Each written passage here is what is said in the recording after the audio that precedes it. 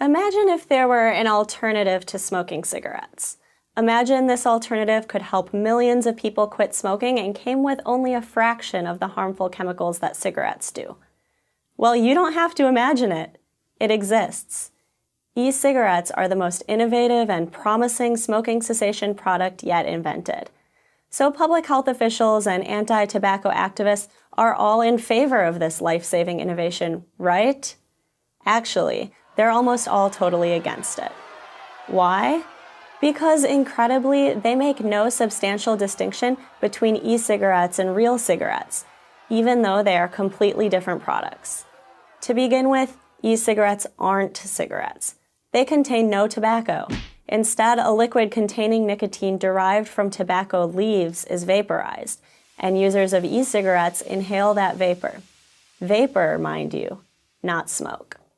This is significant because the real harm from tobacco comes from the combustion process, which releases hundreds of toxic compounds known as tar. Since e-cigarettes have no tobacco and no combustion, they release no tar. This makes them, according to Britain's Department of Health, at least 95% less harmful than tobacco cigarettes. E-cigarettes do contain nicotine, an addictive drug. However, there's little evidence that nicotine alone is bad for you, making it similar to, say, caffeine, a drug used every day by millions of people. Brad Rodew, an oral cancer specialist at the University of Louisville, put it this way: "I love coffee, and I'm sure I could get caffeine if I smoked my coffee beans. But I would be paying a much different price in overall health if I did." In other words, when it comes to addictive substances like caffeine or nicotine, it isn't the addictive substance that's harmful, it's how it's delivered. As South African psychiatrist Mike Russell said about cigarettes, people smoke for the nicotine, but they die from the tar. And again, there's no tar in e-cigarettes. Does this all mean that e-cigarettes are completely safe? Of course not. Nothing is completely safe.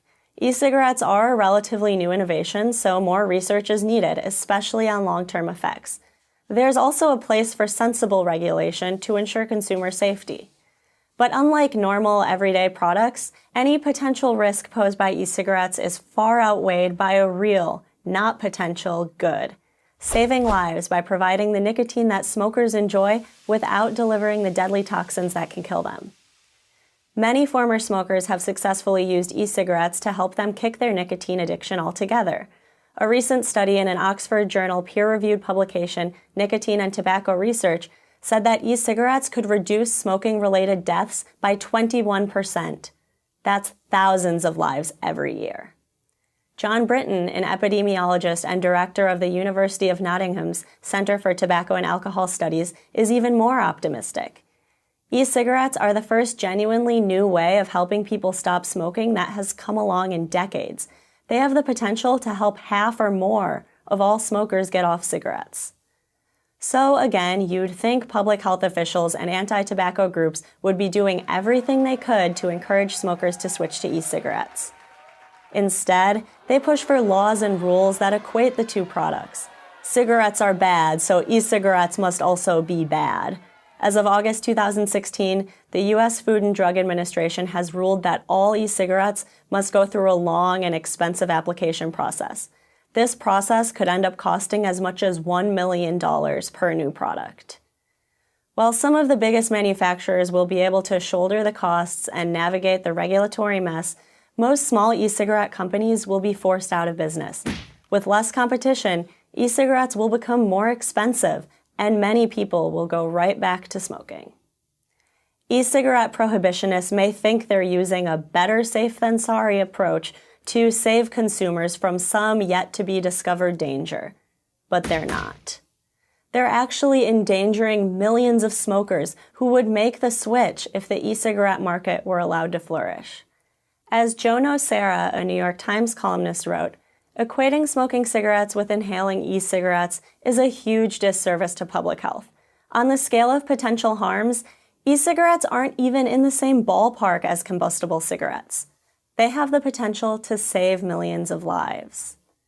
The government needs to develop a new paradigm for dealing with e-cigarettes, one that ensures basic standards but recognizes their relative safety and immense benefit to public health. If they don't, more people will die. Imagine that.